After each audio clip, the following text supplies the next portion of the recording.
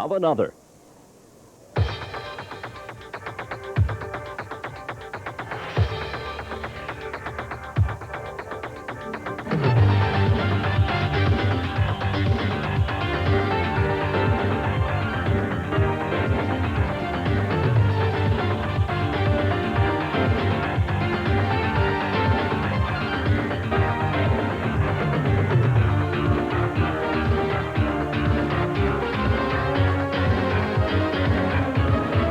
From Joe Robbie Stadium in Miami, Florida, it's the World Series of Soccer. Today, the United States World Cup team against the team from the Commonwealth of Independent States in their first game outside of what was the Soviet Union. Today's game is presented by American Airlines, the airline that is proud to be selected the official carrier of the United States World Cup team. And brought to you by Mars Milky Way Bar. Enjoy the smooth chocolate and caramel taste of the original smoothie. And by Budweiser. It's clean, it's crisp, it's cold, it's the king of beers. That's why nothing beats a Bud. And by Coca-Cola Classic, official sponsor of U.S. Soccer. You can't beat the real thing. And welcome to Joe Robbie Stadium in Miami. A pleasant good afternoon, everybody. I'm Randy Hahn, and welcome to a brand new year of international soccer and the World Series of Soccer here on Sports Channel. Today, the USA against CIS. What is the Commonwealth of Independent States? Well, it's the old Soviet Union minus the Baltic countries, and we're not really sure what we're in for as far as soccer is concerned from them. We do know a lot about the United States, though, and working with me today is Matt Barr. Matt, the United States has had a couple of months off over the holidays, and it's a brand new year for them. How do they look? Well, they better look pretty good individually because it's crunch time for the U.S. players. They must impress Boer because it's here that he's going to decide the nucleus of the World Cup team. Well, we're in for a bit of history here today, of course. This will be the first time that the CIS team has ever played. Joining us also on the broadcast today is Rick Davis down on the field. Rick, what can we expect from the Commonwealth? Well, Randy, as you and Matt have both mentioned, it's new beginnings for this team. It's an opportunity to go out there and get a fresh start, play under a new flag, play as a country that has undergone significant change. Similar to the American team, though, it's an opportunity for these players to win spots on a team that will play later on in the European Championship this year, and in turn will hopefully be a part of the World Cup team when they try and qualify for the '94 World Cup. Well, it's a brand new world out there, and it's a brand new season of soccer for us here on the World Series of Soccer, and we'll be back with the opening kickoff in Miami. You're watching the World Series of Soccer on Sports Channel.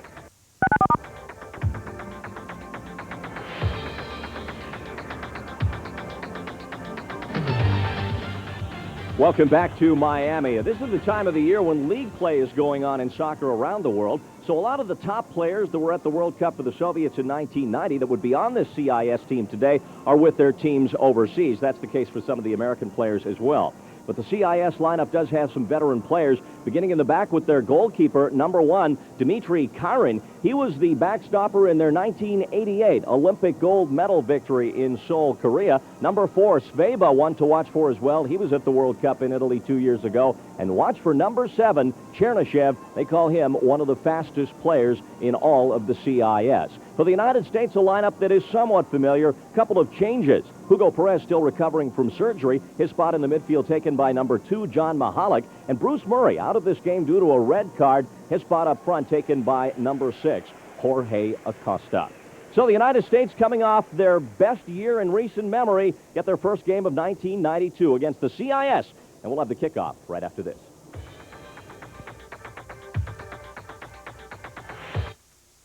Making life a little sweeter.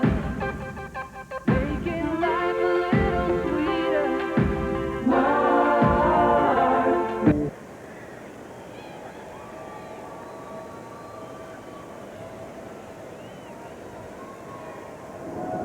Welcome back to Joe Robbie Stadium on a rather cool day by South Florida standards here in January. Temperatures starting the day in the 70s, but it is dipping quickly, and it could be as low as into the 40s by the end of game time here today. Randy Hunt along with Matt Barr for all the live coverage. We're glad you're with us on this Saturday afternoon.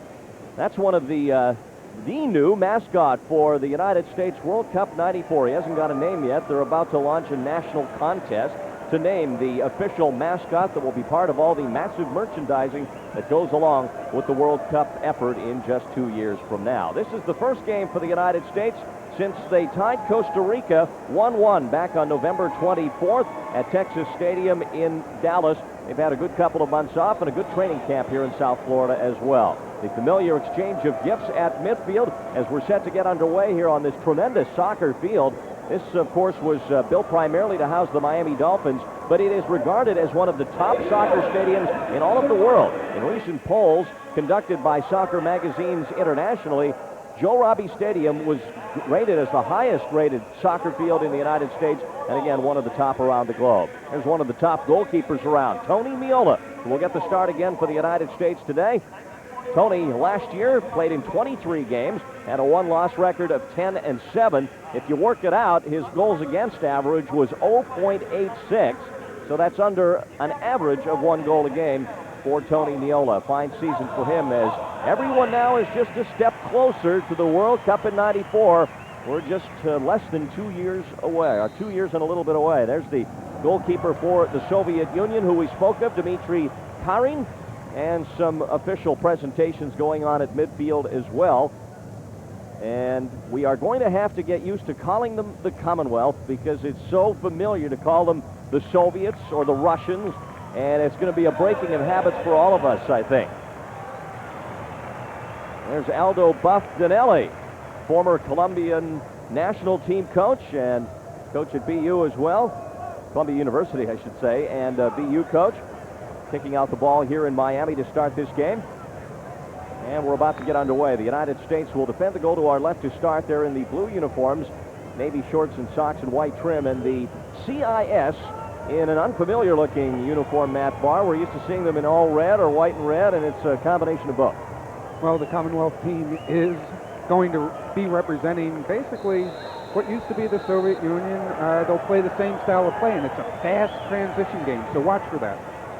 And we're underway here at Joe Robbie Stadium as Desmond Armstrong plays it back to John Doyle. Tony Meola grabbing the ball for the United States. This will be the first meeting, obviously, between these two teams as far as the CIS is concerned, but the United States did play the Soviets a number of times, 6 as a matter of fact, and they've never beaten them. Their record 0-5-1 as the ball comes out of play on the near side. Rick Davis, you played in a number of those games against the Soviet Union over the past years as well. Does the style figure to be different with the CIS team, or is it the same type of system, do you think? Well, evidently we're having some problems with Rick down on the sideline. There's Chris Henderson for the United States as we have a free kick as an offside call was made inside the penalty area of the CIS. On the right side, this is number 4 for the Commonwealth, Sveba. As we mentioned, he is one of the more experienced of the players in the CIS lineup. Sveba played at the World Cup in Italy in 1990 for the Soviets. Ball played to the far side, kept in by the Commonwealth, and that's how we will occasionally refer to them, not to be confused with that other Commonwealth. It's a learning process for all of us as the globe has certainly changed politically in the last year. Ball out of play now, and it'll be the United States coming back in. There's number 11, Kiriakov. Now, the book on him is he's a lefty. He's very quick and got a great move, so watch for him up front. Throw in now for the U.S. Acosta playing it up the wing, and it went off Dominic Kinnear and out of play. Ball back at midfield down. I think we have Rick Davis all hooked up. And Rick, we were talking about the style of this CIS team compared to the traditional Soviet style. Does it figure to differ? And we are now getting sign language signals from Rick Davis, and he says it does not differ. No, actually, we're just kidding. We're trying to work on those audio problems down in the field that we're having with Rick. And we have a ball out of play on the near side as Chris Henderson gets set to throw it back in. There's a look at Dominic Kinnear coming off his first goal for the United States in that mentioned game. There's Mahalik in the middle now for the U.S. Shot and turned aside by Karin. And we'll get a corner kick for the United States as John Mahalik unloaded on the veteran keeper for the CIS with a left-footed blast out of midfield, and now they'll bring it back to the corner spot. And that shot by Mahalik had something on it. Oh, it surely did, and he made a great little move to set it up because he pulled it with his right foot and kept his back to the defender and then got the shot off. Great move by Mahalik. Now Dominic Kinnear to the corner kick spot. First good dead ball chance of the game. Into the box, and Jorge Acosta turned a little late. You saw number 6 at the far post side there, and it's cleared back out of play. Now here comes that left-footed shot. Just a blast. He hit a good hard shot, and Harron had to stretch for it and get his fingertips on it. Knocks it over the top. And now we get the throw in. United States still on the ball. Here's Acosta, who gets another look in this game. He did play in the game against Costa Rica back in Dallas in November. And obviously Rick Davis, who we think we have now, did well enough to get himself another look today. And we do not have Rick Davis. So until we get Rick Davis, we'll keep it up here, Matt. Rick is on the field, believe it or not. He has not stiffed us down there. He is doing his best. And in the meantime, so is the CIS here to get out of their own half of the field. The United States has pressured early on here and has the best chance so far on the shot by John Mahalik. Now Dominic Kinnear trying to control it in the midfield, but it's taken away and played up to the middle. This is the Commonwealth of Independent States on the ball. And number 7, Chernishev, the speedy forward we spoke of, getting to that ball just a little late as it came out of play. Chernishev from the 2nd division in what was the Soviet Union, now Russia, his state, and they're giving him a good look in this game, Matt, to try and see if he's got the stuff it'll take to make the CIS national team. They really are. He's the only player on this team in the 2nd division. Comes from Nizhny Novgorod. That's Lower Novgorod. That's the old Gorky area, which it was known under the Tsar's regime. Of course, all the names are referring back and changing back now in Russia to what they were before the revolution. As the ball comes out of play, I feel like this is a geopolitical lesson in addition to the description of a soccer game here, but that's kind of the territory we venture into with the CIS team. It's a period of adjustment for the international sporting community to get accustomed to this new grouping of states, all of whom now are autonomous of the formerly centrally governed Soviet Union. They're all nations of their own, and they've come together under a banner of CIS to compete as sportsmen here and also some economic ties as well. We have another corner kick for the United States now, near side, and it's Acosta moving up to take it for the U.S. A left footer, and this will go far post. Out comes Tarin, and he'll grab this. No score. We're in the first half live at Joe Robbie Stadium in Miami. Acosta turns for a shot, and his left footer, a half volley, goes out of play, and we'll have a goal kick for the CIS. No score here in the first half, and we'll be back with more action in a moment.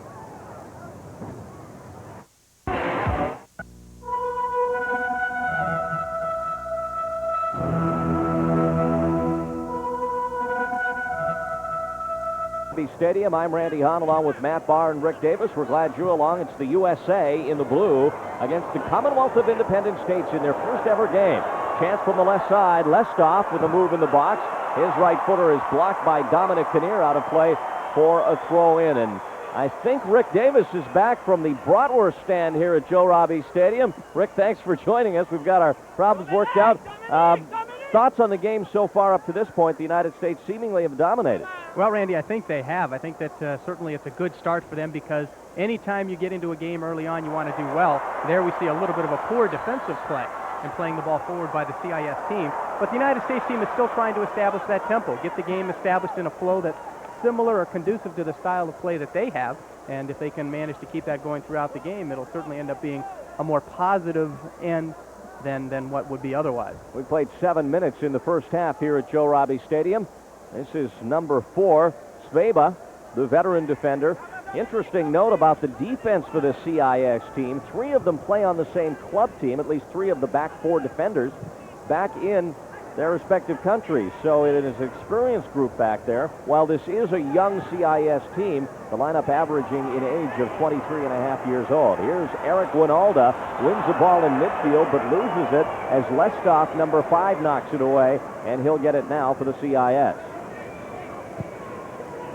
Reaching out is number 14, Kuznetsov, and that'll get by him Desmond Armstrong in control. Again, the core of the World Cup team that played for the then Soviet Union in 1990, is kind of spread all around Europe, as many of them were sold off and signed with teams in places like England and Scotland and Greece, and they're applying for those club teams now, but will come together for the upcoming European Championships, which the then Soviet Union qualified for, but which the CIS is now adopting. Maybe Bora Milutinovic understands all of this.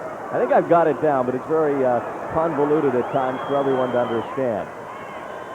One of the reasons CIS is selling these players off to other club teams is they are hard currency poor. They need to raise capital so that they can support their teams. They're no longer state supported, so all the sports teams are having to get into the new area of marketing, PR, selling season tickets. It's a wonderful opportunity for the players as well, who, under the old regime, most of which weren't allowed to leave the then Soviet Union until they were near the end of their careers, if at all. All on the far side now, the Soviets, the former Soviets, the Commonwealth, with the ball on the near side, number 3, Tadadze, playing it over to Chernyshev. Eric Winalda, who's done some good work up front already in the game, creates another turnover, but the CIS maintain possession. Randy, I think in the last year they've sold over 100 of their players. In just 1 year alone, they've sold about 100 players around the world to various teams to raise that hard currency. That'll deplete your first division, there's no doubt about that. Quinn losing the battle in the midfield. Back come the Commonwealth.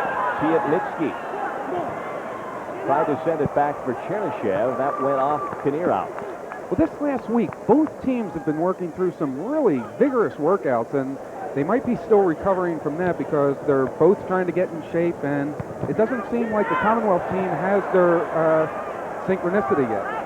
Kinnear with a nice steal. Now Winalda lays it off to Henderson. There's no score. We're live in the first half here at Joe Robbie Stadium. Back to Balboa, and the crowd doesn't appreciate that rather safe play back to Marcelo. Fernando Clavillo on the far side of the field defensively for the United States. Tracked down by the forward Sergeyev, number 9. And now cleared all the way back, and this will go out of play, and the CIS will get a throw in. That's number 9, Oleg Sergeyev, playing in his first game internationally, as are many of these young players, and for many of them their first trip to the United States. In fact, only 2 of the players on the CIS team had ever been in the United States before, so it's a number of experiences for them all happening simultaneously. Corner kick now for the Commonwealth. The short corner played to Mandreka. Now back in front on the cross. Desmond Armstrong gets up to head this back out for another corner for the CIS. Not only that, there was one man uncovered in the middle of the box also, and the defense is trying to organize in there a little bit. Now, one of the things they do in this dead ball situation is they'll leave somebody hanging on the far post and run the other guys forward as decoys. This one headed out by John Doyle, and this will come all the way back into midfield.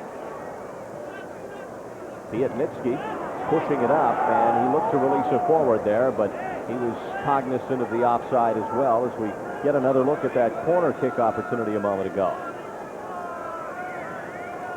You want to close down the short corner quick so that you don't have that short little pass where you're putting the defender in an awkward situation, and that's exactly what happened there. Now the throw-in by the Commonwealth. The United States with the early intensity and pressure here in the game, first 5 minutes or so. But the CIS has settled their game somewhat and have put some pressure on themselves. But now another turnover. Henderson got it to Winalda. Eric still battling for it. Winalda's been in the middle of a lot of things, Rick. I'm sure you've seen it from down there. He's really creating some pressure for some of those CIS defenders. Well, it looks like we're still intermittent with Rick, and we'll get to him when we get a chance. Now it's Sveba. Back through the middle for Kuznetsov. No score between the USA and the CIS. Piatnitsky back for Kuznetsov. He'll push it to the right wing side. Long cross into the penalty area, and Miola gets up at the edge of the 6-yard box and brings that down and a good thing, too. Nice throw by Tony. Works it wide to the right side for Chris Henderson. Henderson, nice stop-up move to get away from Chernishev. Nice drop pass for Quinn. Creative stuff by the USA, but a good block there by Chernishev as he read Quinn's pass. And that was all started by Tony Miola. He distributed the ball quickly as soon as he got the cross and sent it up to Henderson, who was able to make something happen. Quinn rather lazily throwing that back down, and again, Chernishev, after just blocking his pass, gets a foot on Brian's throw as well, and Quinn will be upset with his restart there, so Kinnear will throw in from the near side. Edge of the box for Winalda, who was all tied up by Chernyshov, number 2, and we should point out there's a number 2 Chernyshov and number 7 Chernishev, and the names may sound different, but they are different people. There's Dominic Kinnear. 9 World Series of Soccer games, and we mentioned the 1 goal coming against Costa Rica back on November 24th at Texas Stadium. Unofficially, 30.5 minutes left in the first half here at Joe Robbie Stadium. And no score. This is Chernyshov. Piatnitsky playing it up the wing. That was way over the head of Chernishev, who kind of watched it go over and then had it come off Henderson. So, CIS. Chernishev, 23 years old, and fairly representative of the age of most of these CIS players. They're a young team, but extremely experienced. I mean, most of these guys have some sort of European championship under their belt, so it's not like they're young and inexperienced. Maybe they don't have as much international experience as the U.S. side does, but they are very experienced players. And many of them are well-traveled, and we must remember that under the old Soviet regime, the athletes of this nature were the favored in the population, so they've had a chance to travel quite a bit abroad, at least within Europe, and play in various championships, and I'm sure are not too particularly awed by this journey to the United States, which for many of them, as we said, is their first. Ball back through the middle. Balboa with the run out of the back. A little late getting there, but it comes free to Clavillo. Fernando pushing it ahead to the left side, cleared to the front for Acosta by Mahalik, but that's kicked right back out again for a throw in USA. And Fernando Clavillo, who splits time with the national team and the St. Louis Storm of the Major Soccer League with the throw in. That's over the head of the intended receiver, Winalda. Back to midfield now, and Quinn with his customary ball-winning work, but then a poor pass again as Quinn seems to be off his game just a little bit here in the first half. Crossed back through the middle. Great opportunity for Sergeyev, but he couldn't get up high enough to bring in the pass from Kiryakov. And an opportunity goes by the wayside for the CIS. Kiryakov took the ball to the line, sent it in, and again, you don't want to give opportunities up like that because Sergeyev was right in the middle waiting for it, just couldn't get all his head on it. The service on the pass a little bit off the mark as we saw it drift over the head of the forward. Here's Dominic Kinnear now breaking out of the midfield for the USA in the blue. Winalda was thinking kind of give and go there with either Kinnear or Mahalik on that far side, but it was out of play on the pass, and it'll come back goal kick for the CIS. This is number 5, Lestov. Taradze with it.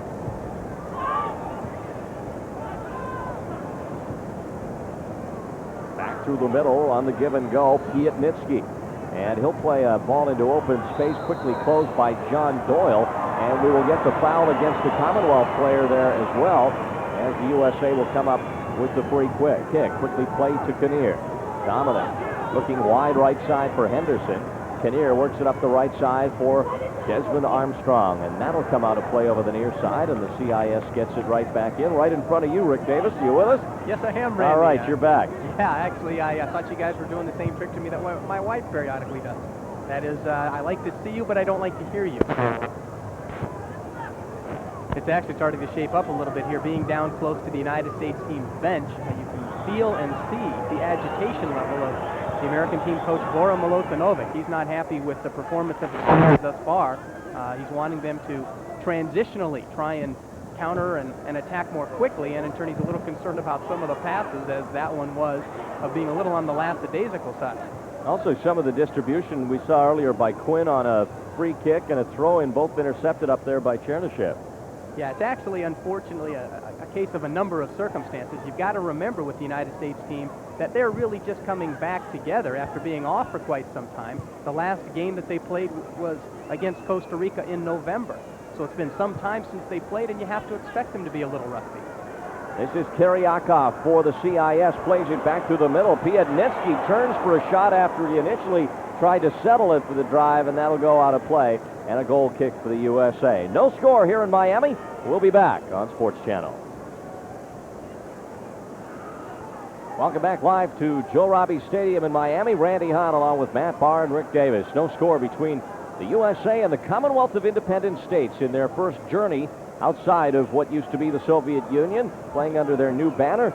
In our pregame activities here that you did not witness, they played the old Soviet anthem, and they are playing under the old Soviet flag here today. That's because nobody's come up with a CIS anthem or flag yet, but you can bet somebody's working on it, and if they're not, maybe after hearing this they will be. Ball comes out of play and we'll have a throw-in after it's retrieved out of the moat that surrounds the field somewhat here. There's the familiar hammer and sickle flying here at Joe Robbie, but it's unlikely we'll see that fly again after they do come up with a flag representative of the CIS. Ball out off of Kinnear now, and we have a throw-in.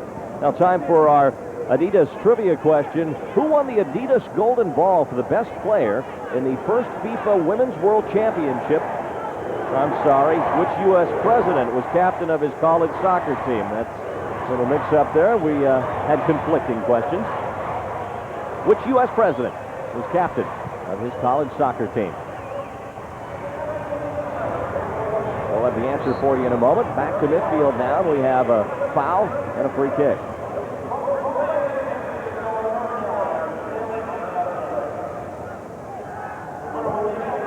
This is Kuznetsov playing it wide to the right side. Taken on the far wing by Mandreko. Now the square pass to Taradze. Here's Chernyshев, the speedy second division forward. He's really getting an opportunity to show his stuff here by Anatoly Vaishovitz, the head coach of the CIS team. He wants to see what this kid that they've been hearing so much about is made of. They're very excited about him and the speed that he represents. And of course, speed isn't everything, but if he can put it together with all the other assets necessary to play soccer at this level, it can be quite a weapon. Ball played all the way through, and Winalda felt he'd been fouled and looks for the call from one of the officials here, but doesn't get it as play continues.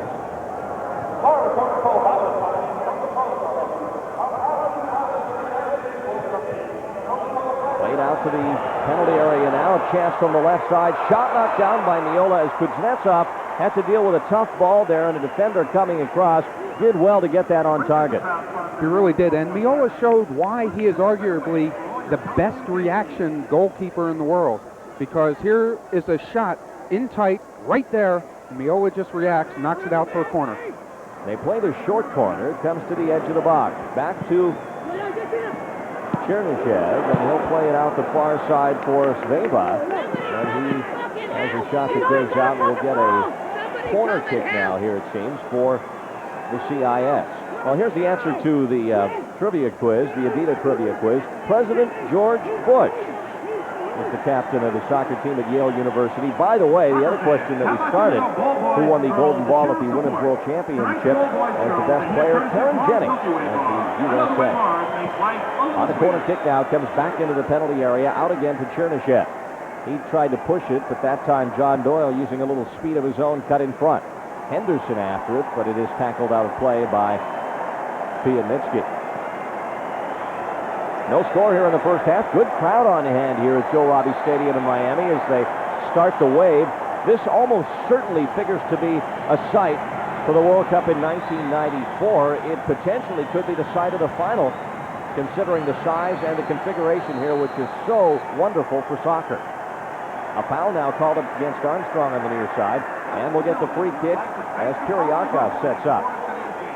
He's not hard to spot with that red hair.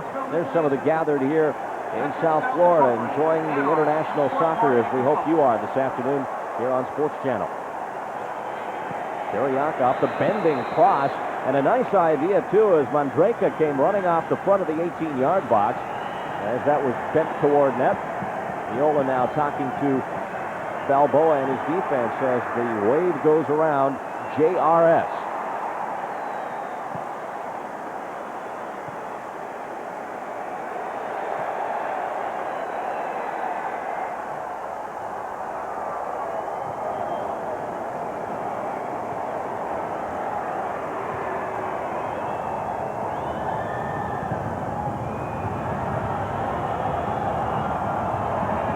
You're right, Rick, and one of the reasons they're doing that is because of the last game that they played.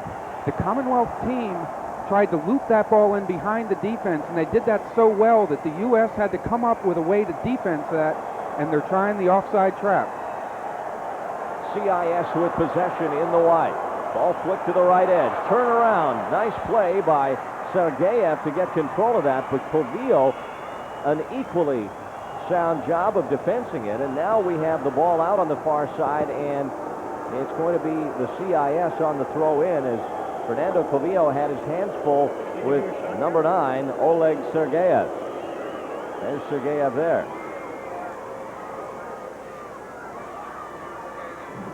Kiriakov in traffic, and he'll turn it over to Jorge Acosta for the USA. Acosta through the middle for Henderson. He lets this go. The support isn't quite there on the wing, however, as Kinnear and Balboa both a little late to get to it. Now you can hear Bora in the background there shouting out to his team. One of the things he talked about at the recent soccer convention was the U.S.'s transition game by attacking more quickly. Last year we saw them build with controlling the ball, moving it around side to side, and then probing. Hold the ball and probe, hold the ball and probe. At the convention, he said, not only do we want to do that, but we want to pick up the pace. We want to keep going faster and faster. That referring to the recent coaches convention In Pittsburgh, where all the top and really secondary coaches of all levels gathered to discuss the game of soccer and the progress of the sport in this country, which has made tremendous strides in the past couple of years. The women's national championship team, case in point, and world championship team, and also this men's World Cup team coming off their best year ever. Last year, they were 11-9-6 in 26 games, a winning record, and had some very impressive results. I think the most impressive of which would be, gentlemen, the CONCACAF Gold Cup final win over Mexico by a score of 2-0. A win over a team that generally dominated the region the United States plays in, and that defeat over Mexico really opened the eyes of a lot around the world. You're right there, Randy, because it really opened some eyes. That was the first major championship won by any U.S. team, and it was obviously an important game because right afterwards, the Mexican coach resigned, and there was a great upheaval in the Mexican Soccer Federation. Ball laid off to the right side by Karin. And the USA chant comes up here as the fans have seen some aggressive play by the United States. As Acosta takes it away, back through for Henderson. He has to reach out to bring it in. Cuts it back, front of the box, but nobody there. And the Commonwealth will bring it back out to midfield. Ball played around Desmond Armstrong nicely as well by number 8, Piednitsky, who showed a flash of speed there. Quinn will lay it back off the left side of midfield. No score here at Joe Robbie Stadium. Unofficially 16.5 minutes left to go in the first half of play in the first of 2 games between these two teams. They'll play again in a week. Acosta crossing, but way past Henderson. Nobody else supporting on the near side. And this will easily be taken back by the CIS, and that, Rick, seemed like a real offensive breakdown up front there. Randy, that's exactly what you expect to have happen in this type of situation. Individually, technically, the players are relatively comfortable in their abilities to perform the skills of the game. At the same time, because it's so early on in their season, they aren't meshing as a team. And what we find happening is that when normally players would be making runs off of one another, on that particular play, there was only one player, Eric Winalda. Without the pass being right on the money, it finds a bunch of empty space and ends up turned over to the CIS team. Quinn with the drop pass to Mahalik tried to send it up for Acosta, and that will go out over the far side. for USA ball coming back. John Mahalik getting a start here today, due in part to the absence of Hugo Perez, the male soccer player of the year, as deemed so by United States Soccer for 1991. Hugo led the USA team in assists in 1991 and was clearly the most creative of the midfielders. Was in large part responsible for much of their success in the midfield throughout the year, and he is still recovering from leg surgery, but should be back soon. Well, he looks pretty good in practice today. He's almost recovered from that surgery, and the reason he had the surgery was to try to stabilize that right leg of his. Now the throw-in, USA. Chris Henderson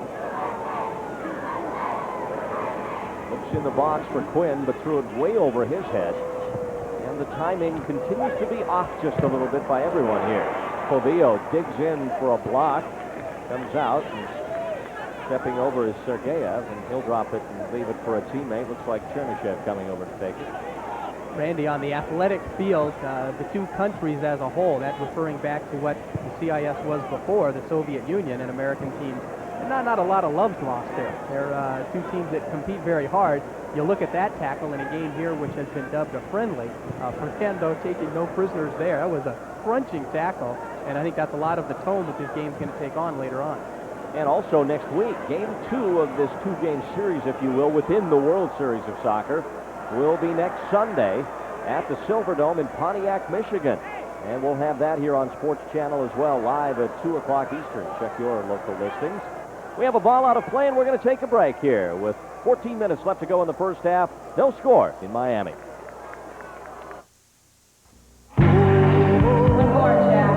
Most guys kick back on the weekend. Jack, on the other hand, Here in the first half, live at Joe Robbie Stadium in Miami, the USA in blue against the Commonwealth of Independent States in their first venture outside their new Commonwealth. Here's Desmond Armstrong for the USA to Chris Henderson. Been an active first half for both these teams, both coming off layoffs. Here's Dominic Kinnear. Nice move in the middle. Now the field spread. He looks right for Henderson, pass a little behind him. Chris doing the best he can with it, and it's headed out. Kinnear will try and set it up again back to Quinn. This is Fernando Povillo. The native Uruguayan in the middle to Winalda and off his head out of play for a goal kick. And we will take another pause here in Miami. No score between the USA and the CIS on Sports Channel. The times I can't forget. Heroes, my. The Commonwealth with the ball and a chance in the area, and the shot deflects over the net. And a great scoring opportunity for Kiryakov of the CIS as it deflected over the bar. And that's been the best scoring opportunity for both teams. Well, Sergeyev sets this up by just splitting the pass over there. You see it right there, and then Kiryakov just nails one that goes over the top. Miola, fortunately, wasn't tested on that one because he didn't get a hand on it. I'm wondering if the defender coming across just may have touched that enough to deflect it. Hard to tell from that replay. But nonetheless, a great opportunity for the CIS. We are still scoreless in the first half, as you see. Down to about 10 minutes left unofficially in the first half here at Joe Robbie Stadium in Miami. First game of 1992 for the USA. Coming off a great 1991 year that ended with a tie against Costa Rica, but that featured many great results. We talked about that win over Mexico. How about their win over Uruguay? That was a big victory in Denver. The ties against Ireland, AC Milan, Juventus. It really was a year that was filled with many wonderful performances by the USA team, but as things go, more is expected of them this year, and that would begin with this two-game series against the CIS, one would think. Absolutely. More is expected, and we said this before, Murray and Perez are not on the field right now, and those two players were big parts of the U.S. offense. They accounted for almost half the goals and about a third of the assists in this World Series of Soccer, and when you lose that offensive power, it's noticed. Bruce Murray scored 7 goals in 24 games for the USA in 1991. Perez played in 16 games, considerably fewer due to injury. He had 5 assists, and as you say, Matt, obviously both key offensive contributors for the U.S. and both out today. Perez with the injury and Murray serving the red card suspension. Ball out now, far side, and we will have a throw-in coming back for the Commonwealth of Independent States. I would also think, too, Rick, that Bora Milutinovic and assistant coach Timo Liakowski are interested to see this team without those two and how the people who step in react. Absolutely, Randy. I think whenever you're a coach, you're always looking for different possibilities that might occur throughout the course of your development and ultimate selection for players to be a part of the team. You take Hugo out of there, you take Bruce out of there, and then you get a chance to see who might be their hires, who might be able to replace them in the event that one of them were to be lost in a competition due to injury or suspension. Quinn had it for a moment, lost it again, and the CIS starting to come on here as we approach the latter stages of the first half. The left foot shot from long distance by Mandrika goes out of play for a goal kick.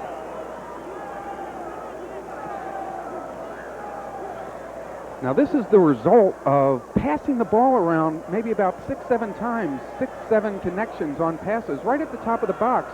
And without question, you want to get a shot off after a situation like that. Miola, Unfortunately, the shot was high. Murray, or Doyle rather, playing it back for Tony. Miola played here in the South Florida area this past season in the American Soccer League. The APSL, actually, the American Professional Soccer League with the Fort Lauderdale Strikers. In fact, South Florida has a rich soccer tradition, as does the Robbie family, benefactors of this outstanding facility as it goes out for CIS throw-in. And you look at Desmond Armstrong, Joe Robbie, the late Joe Robbie, who built this stadium with private funds, which says something in itself, owned the Fort Lauderdale Strikers when they were in the North American Soccer League, then took the franchise up to Minnesota where they became the Strikers there and was really one of the pioneers in soccer professionally in the United States, and now as a legacy has left this tremendous stadium not only for professional football and the Dolphins, which he owns, but also for World Cup soccer in 1994. You're right there, Randy. It is a great sporting facility, and it's a great field to play on. Kinnear sliding into the tackle at center. And now Chernyshev hits it off Desmond Armstrong out of play as we're getting ready to head to the Motor City. Detroit, actually just outside Detroit, the Silver Dome in Pontiac, Michigan. And we'll be live there next Sunday, a week from tomorrow, February 2nd, as the USA plays the CIS in round 2. That's live at 2 Eastern. And check your local cable listings for the time in your area. Dmitry Karin, 24 years of age, plays for Suska, CSKA in Moscow, one of the top club teams there. He was in net for the 4-2 win over the United States in the Olympics in Seoul, South Korea back in 1988. Took them all the way to the gold medal, and he is certainly a goalkeeper of the future for the CIS team. Here's Kinnear for the United States. Dominic pushing it up, look for Henderson, not enough on it. Stolen by Chernyshev. Now played back up for Piatniski. Back for Chernyshev. The speedy forward cuts it back through the middle, off the side of the foot of Sergeyev, and that's easily handled by Miola. Well, that's an example of the transition game that we were talking about for the Commonwealth team. They steal the ball and immediately they attack. This is what they're trying to do, but as Rick mentioned earlier, they are rusty. The passes already have been just off. They don't seem to have sync yet, although that was a good flurry right there. Here's Piatniski back the other way again. We're in the first half, down to the last 5 minutes unofficially here in the opening 45-minute frame. No score. Both teams with a number of good opportunities. John Mahalik with the best chance for the U.S. early on a direct shot from the left side. And the Commonwealth have had a couple of good chances, a couple of which have come in the past 10 minutes or so. Cross parallel with the front of the 18-yard box. Off the head of Henderson. Chernyshev will chase it, but he'll give up on it, realizing it's CIS ball coming back on the throw-in. Drops it down quickly to Kuznetsov. Balboa. The Commonwealth trying to clear it back in. Mahalik gets a piece of it. Now they play it wide again for Chernyshev. And he had Armstrong draped all over him there, and we'll wait for the indication it is throw-in USA. Quinn way out to center. Acosta went up for it. It was won by the defender back there. It comes down to Winalda.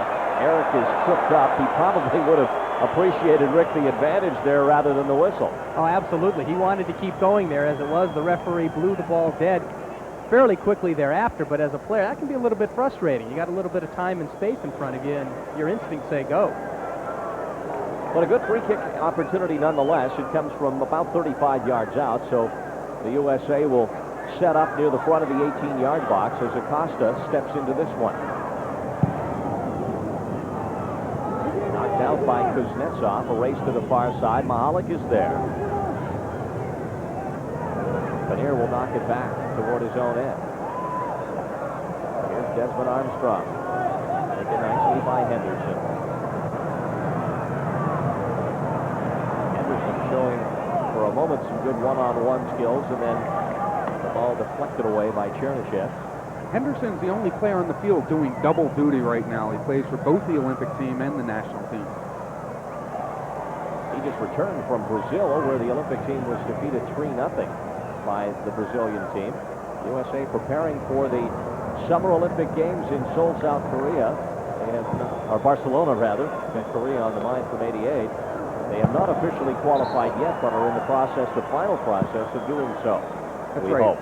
Yeah, true. Henderson will be playing with the national team for the next couple games, but when the qualifying matches occur for the Barcelona Olympics, he will most certainly join that team. Here's Quinn.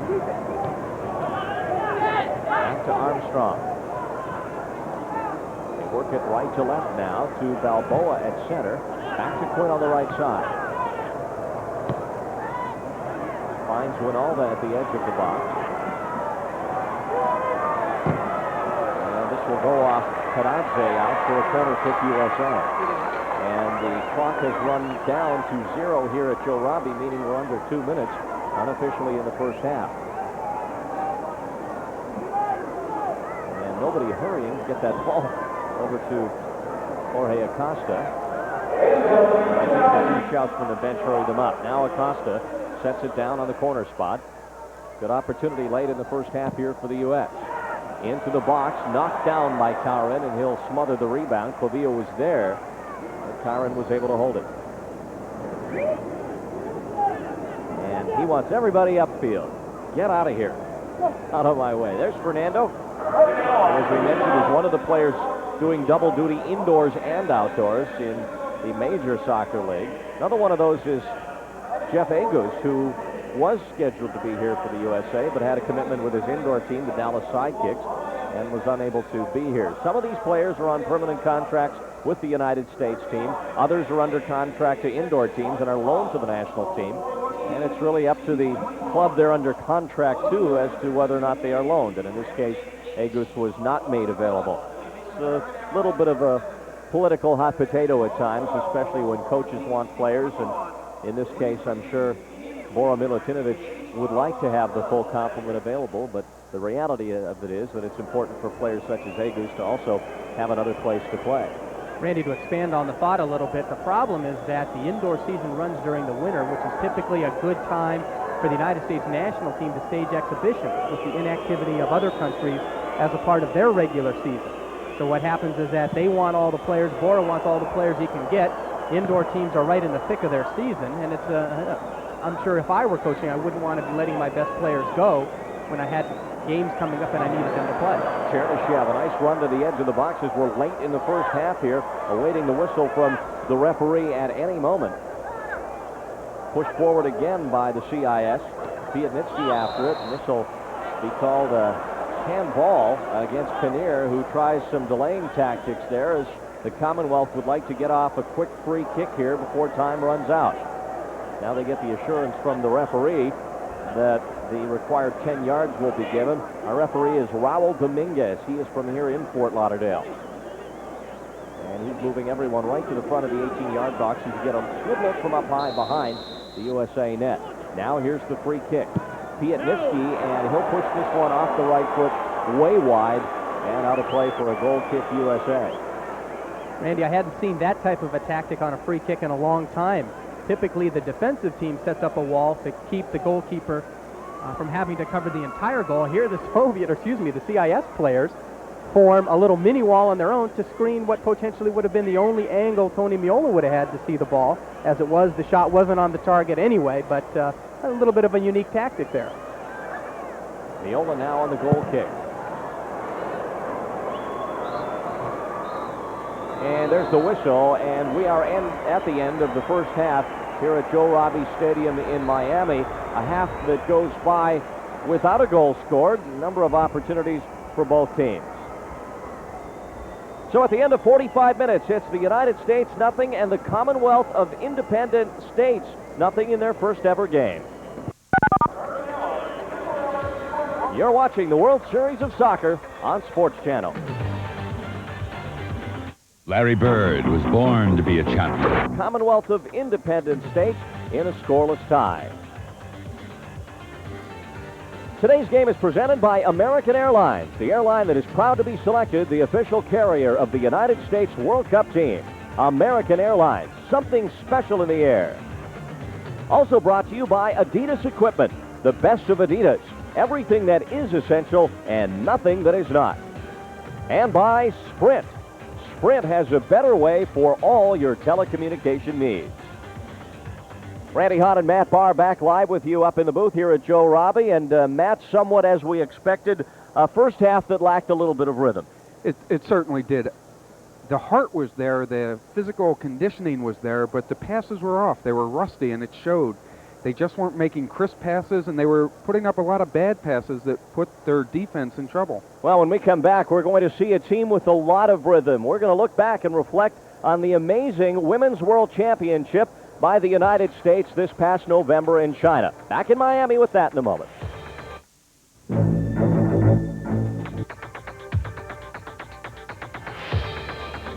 Welcome back to Joe Robbie Stadium in Miami. It's halftime between the United States and the Commonwealth of Independent States. 1991 was a tremendous year for American soccer. The men's team had their best year ever. Our men's Olympic team continued their successful preparation for the upcoming Summer Games in Barcelona, but nobody outperformed our women.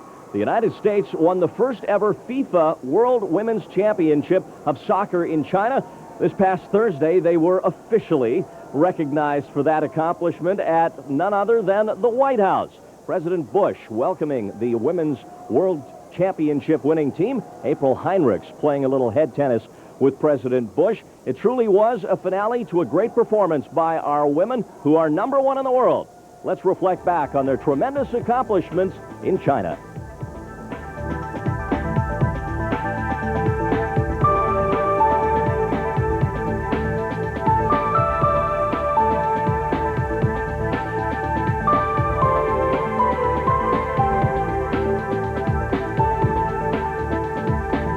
Jennings to the middle. Her shot. She scores!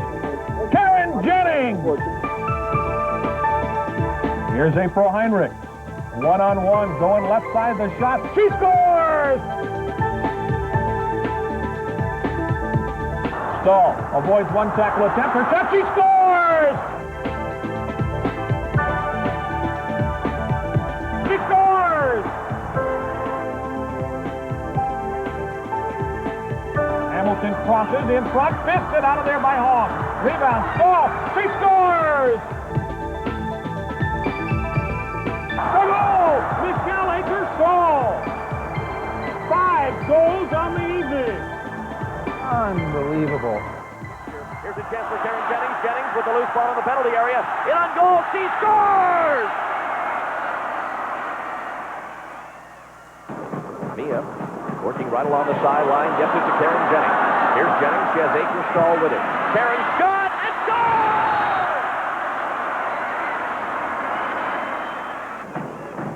Bitches. Knock, a chance for Jennings, she's got 2. Here's Karen, in on goal, scores! Here comes the corner kick for Germany. The United States leading 3-0. They play at top of the box, now to the far post side. A shot cleared in front, they score! Weightman, and it is 3-1. Nice ball ahead for Karen Jennings. Jennings in on goal. Shoots, and it's blocked. Rebound, Jennings again, cutting it back. Looking far post. They score! They trail by a bunch, but here's Foss. Foss clearing it back over to the other side. Out comes Harvey. They score! He's leaving all of his players out there. Julie Foudy back through the middle. Heinrich scores!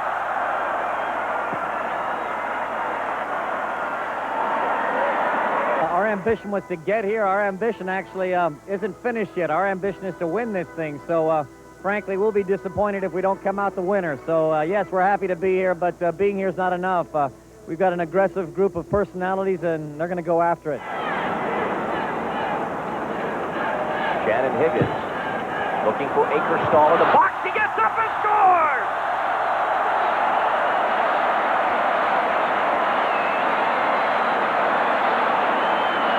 There's superiority in both ends of the field. The United States team has in the offensive third. Norway has it in their offensive third. There we get to see Michelle Akerstall show why she is so dangerous. Fairly veteran Norwegian squad, as is the United States team. The long free kick and into the area and a goal. It's off the post and in, and we are tied.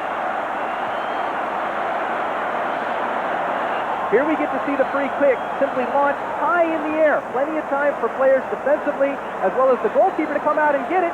She comes out but then stops. Now Higgins looks for Akerstall. Michelle with a brave run upfield. Here's Akerstall with a chance. Open net. She scores! Michelle Akerstall may have just won a world championship for the United States. And look at that bench. They sense it. That may be enough. I was just waiting for our break. I knew we were going to get a goal because I knew our team is so gutsy that we weren't going to give up. So I had no doubt.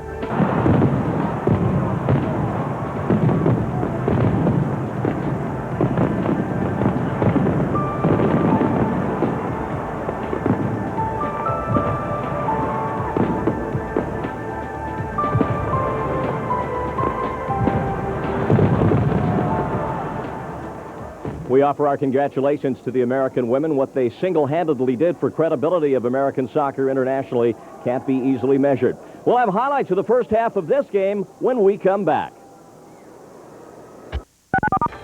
You'll watch CIS players in their primarily white uniforms coming out for the second half here at Joe Robbie in Miami. There's a look at Timo Liakoski, assistant coach for the USA. I'm sure an interesting conversation at halftime in the USA dressing room between Bora Milutinovic, the head coach of the USA, and his players.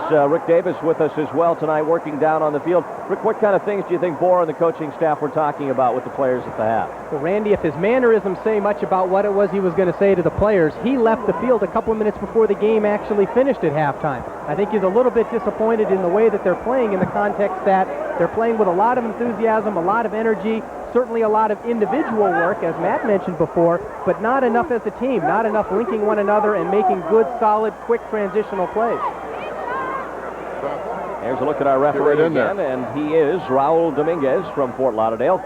The linesmen this evening are Joe Michna from Hollywood, Florida, and Bob Heilman from Bradenton, Florida. So an all-Floridian officiating crew, and a lot of people on hand here from the South Florida area. This game was really supported well by Dade, Broward, Palm Beach counties, all kind of rallying around this game here and supporting this as a World Cup site.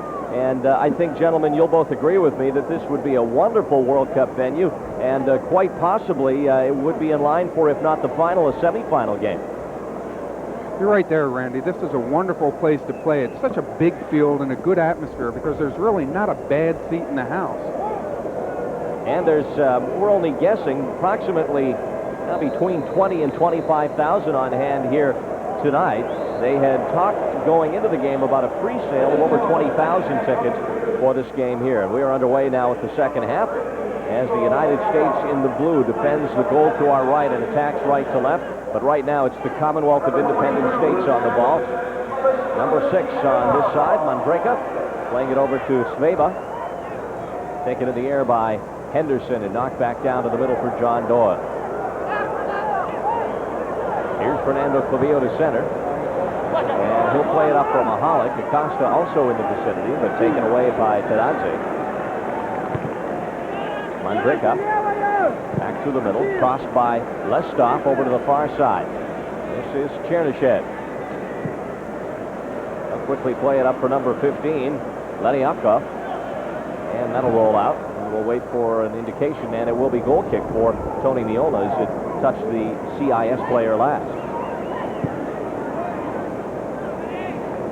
Here's Brian Quinn now for the United States. Trying to pick out if there have been any substitutions for the USA, and at this point, maybe one on the far side there. Is that Bruce Murray?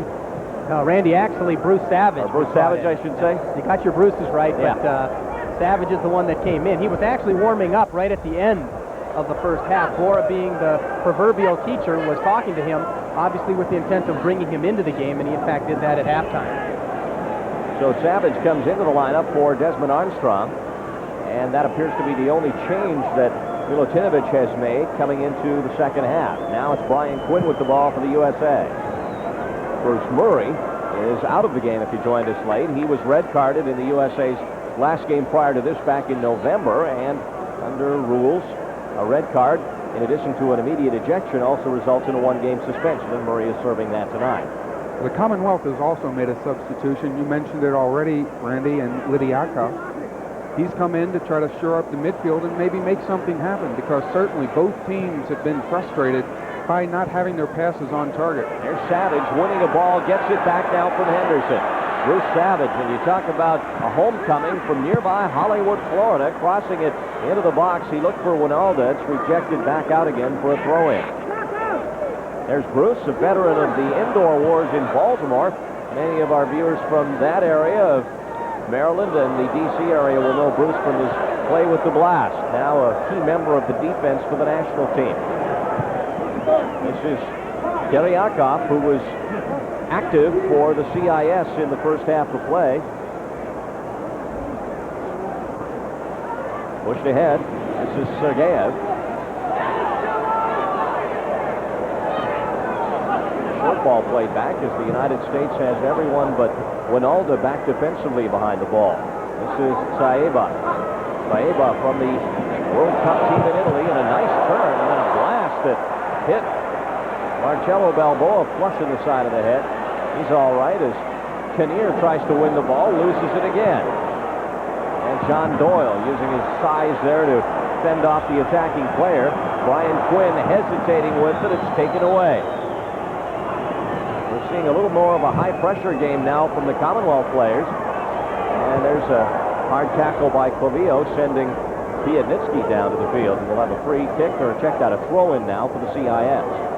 Randy, one of the reasons why I think Brian appears to be being a little bit off form in his game this evening is that as a playmaker, a player that distributes the ball, you need people to run off of you. And it seems like they're not just thinking correctly, that the runs are coming a little bit late, therefore he gets caught as he did just a moment ago, as we get to see a foul out on the field a moment ago when he was trying to play the ball forward.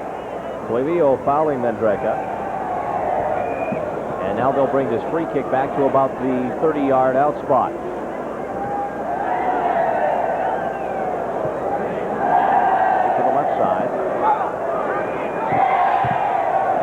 By Jorge Acosta.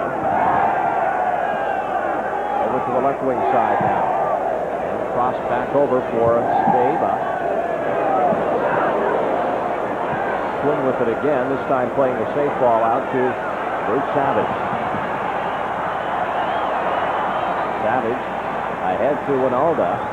Winalda pushing it back to for Quinn. He had Acosta there, but Jorge had moved off of Lestov, trying to get away from him, and the pass went to the Commonwealth player instead. Scoreless tie. We're live at Joe Robbie Stadium in Miami. We've played about 5 minutes here in the second half.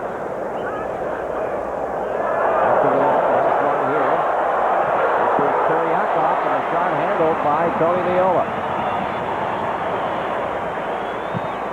Mahalik, one touch back to Kinnear. And good pressure again as Saeba knocks it away. Mandreka to the left side. Shot, let go from there, blocked by Kinnear. Quinn after the loose ball. Now, looks, based on the lineup out there, Matt, that the substitution was Lediakov for Chernyshev, the speedy second division forward we were talking about, who I guess wasn't quite speedy enough in the first half, at least Bajsovich, the CIS coach, wanted to have a look at someone else. There's Eric Winalda. There's Savage getting set to throw it in. Well, Chernyshев showed some speed, but he also showed that he wasn't really controlling the ball that well, and he was losing it a lot. So, of course, Vaishevitz puts in Lidiakov to try to get more control of that ball. Commonwealth with the ball. Sveba. From the middle, the pass by Lestov. This is Lidiakov, and it goes out. Check that, it was Kuznetsov that it went off. Or Savage, rather, and Kuznetsov will throw it in. You see some of the areas around the field here under construction as we look at Bora Milutinovic. There are a number of construction projects going on here, not the least of which is preparing for Major League Baseball here in South Florida. Florida Marlins set to take the field in 1993 Major League Baseball season, and they're doing things here like building dugouts and warning tracks and getting this stadium configured for baseball as well as for NFL and World Cup soccer. Truly a multi-purpose facility here in South Florida. It's got a great stadium. The USA chant comes from the large crowd here in Miami again. There's a look at the dugout in progress. You see it is a dugout dug below the surface of the field.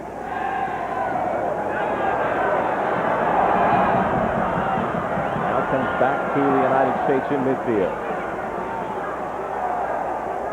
No score as Pavio will knock it back toward his own goal for Balboa. And the crowd a little frustrated here at times, as I guess we are, with the lack of offensive creativity by the United States, as this continues to be one of those nights where everybody's trying to get their legs back after somewhat of a long off season, 2 months. Some of these players were playing indoor during that time. Many of them weren't. The team has been assembled here in South Florida, some of them as early as January 8th. The majority of them have been here since the 12th for a training camp to try and get some of that rhythm back. Perhaps they'll find it here in the second half as John Doyle makes a run up the right side. Doyle pushing it up for Henderson, rather, and his cross goes out of play, and it'll be a goal kick for the CIS. We're in the second half, live at Joe Robbie Stadium, no score, and we'll be back in a moment.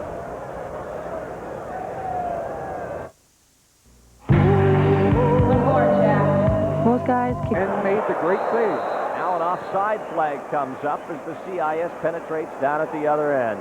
And what a disappointing missed opportunity as Balboa's penalty kick is stopped. We'll take a break and come back on Sports Channel. The times I can't forget. Heroes, my friend. I know that. Joe Robbie Stadium in Miami. The CIS with a 1-0 lead, and on the attack again. The header off the post. It hit Miola, and it'll stay in play. And they almost made it 2-0 right there as Kiryakov put one on target that hit the post, and that's the second post that the Commonwealth has hit in this game. Here it comes again. Number 10, Nikiforov, sends the ball across. Kiryakov has a good header, gets up really high, drives it to the far post. Unfortunately for him, it hits the post. Fortunately for goalkeeper Tony Miola, it was there. Turnover in midfield. Here's Pavio to Henderson. Under 13 minutes left on the stadium clock. The USA certainly still in this. Here's another look at the penalty kick by Balboa as he goes right-footed low. And I'm wondering, Rick, down in the field there near the USA bench, was there any discussion that Balboa maybe should not have taken that because he was hurt earlier? Well, Randy, obviously hindsight will tell us that that probably should have been the case because he was injured in a very dangerous and bad tackle earlier in the game. You wonder what goes on in a person's mind when they've been involved in something like that, because a penalty kick to me is nothing more than a mental game. All you got to do is pick a spot in the goal and then hit it. Acosta with an opportunity spotted Lassiter up front, and Lassiter unhappy with the job he did receiving that pass. It was head high, and he let it go over his head, perhaps thinking someone was running in on the right wing. But that was an opportunity that goes by the board late in the game here. Down to 11.5 minutes left in regulation.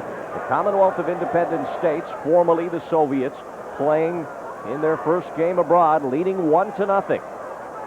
Rick, to go back to that penalty kick just a little bit, there's two schools of thought on taking the kicks. One is to finesse it and put it to one side or the other, hope to catch the keeper guessing and put it to the opposite side. And the other is to just blast it to one side or the other and hope that the keeper can't hold on to it. In this case, it looked like Balboa was trying to finesse it. He did catch the keeper guessing, but he held his feet enough to stop it with his feet. Yeah, I think you're right, Matt, because there are two clearly different philosophies involved there. But I think if you're going to finesse it, you might as well make sure you get it pretty close to one of the corners in the event that the goalkeeper doesn't commit himself too much to one way, as we saw the CIS goalkeeper, Haran, not do. United States with an opportunity here. Twin crossing, looked wide to the right. That time trying to reach Sorber. One of the substitutes here in the second half. Mike Sorber out of St. Louis University. Back the other way come the Commonwealth. Kiriakov into the box again. This time looking for a teammate running on. Miola has it out to Jorge Acosta. Acosta to Lassiter. Lassiter in all kinds of traffic and unable to hold it there and wait for help from the back. But that was an example of Miola getting involved in the offense, because as soon as he got the ball, he threw it upfield quickly to Lassiter and Acosta, who almost made something happen. Here's Chagainov. Back across it comes to Lestov. Lestov works it far to the opposite side of the field from our broadcast position. Mickey Koroff with us for a moment. Cleared back now for Balboa. Long ball, but Lassiter is a good 10 yards offside, and he acknowledges the whistle immediately for the linesman on the far side. So the CIS will get us back here as we have some work being done on number 13 for the Commonwealth. Chagainov getting a rub over on the near sideline here.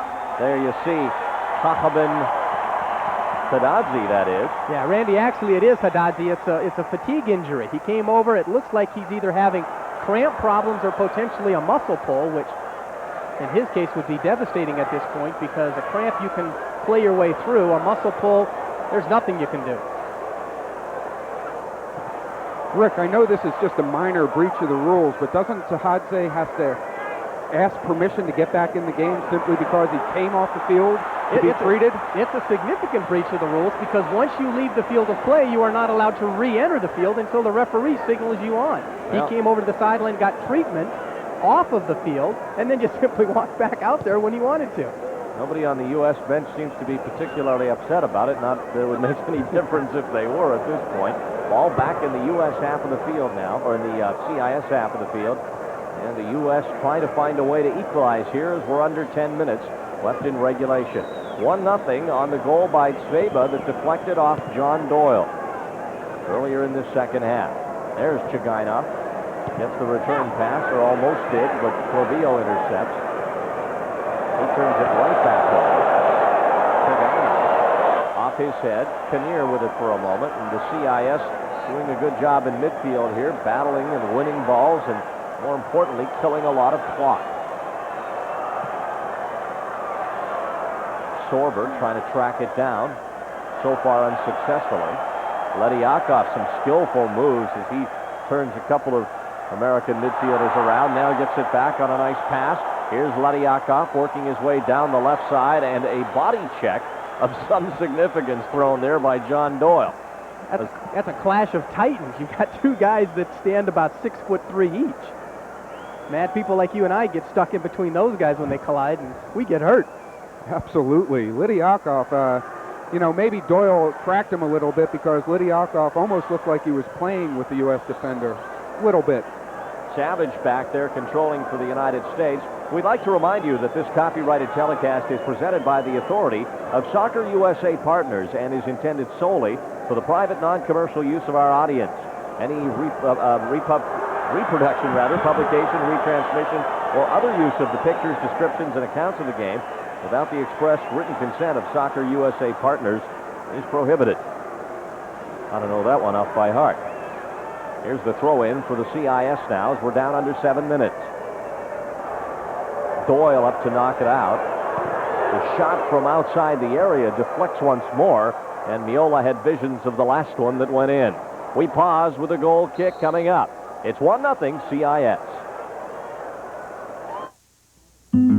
I have a confession. I have no idea how to choose a long-distance calling plan. Not moving away from that ball in time for the United States to initiate this free kick quickly enough.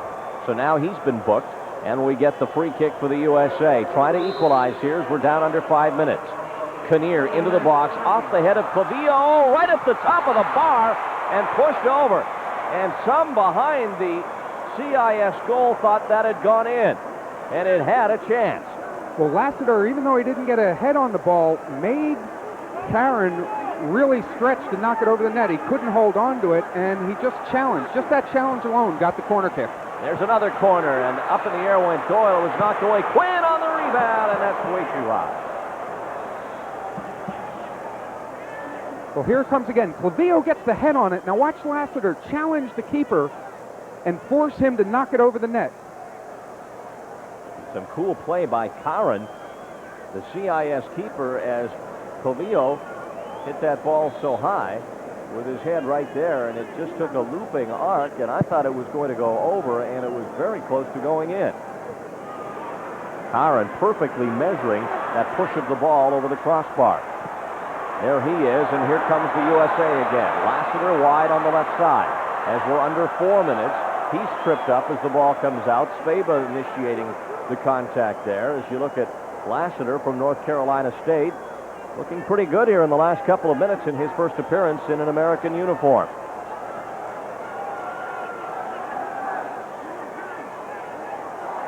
Spaba has been delivering on both ends for the CIS. Trying to get it turned around is Sorber. He'll force it out wide now, and it'll be kicked off his foot by Kuznetsov, out of play.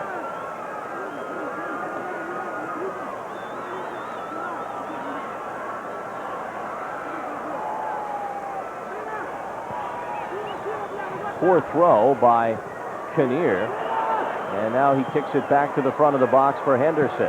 Second time around, he'll knock it through. Spaba up in the air, clears that one away. Now the loose ball on the near side as we come down under 3 minutes.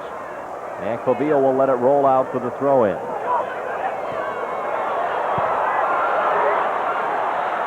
Far side, Doyle up there. Let's see what the call is.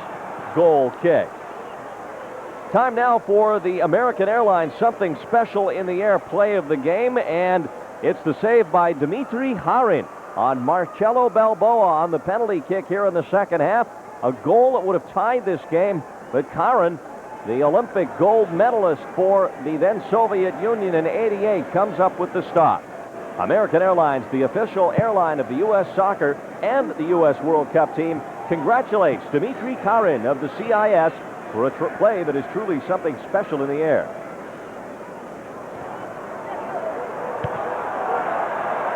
Back to the live action as Lassiter at the edge of the box for the United States, trying to find someone back the other way. Henderson in the mix as we're under 2 minutes unofficially now here at Joe Robbie. Back to Clavillo as the United States starts to send people forward. His shot kicked from behind right into the hands of Karin. And he'll hold it and try and waste some time.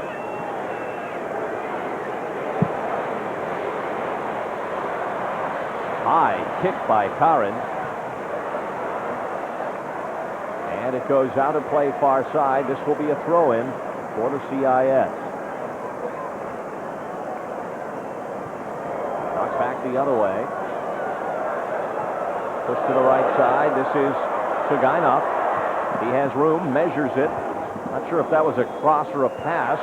It is headed out back there by Bruce Savage, and another corner kick for the Commonwealth.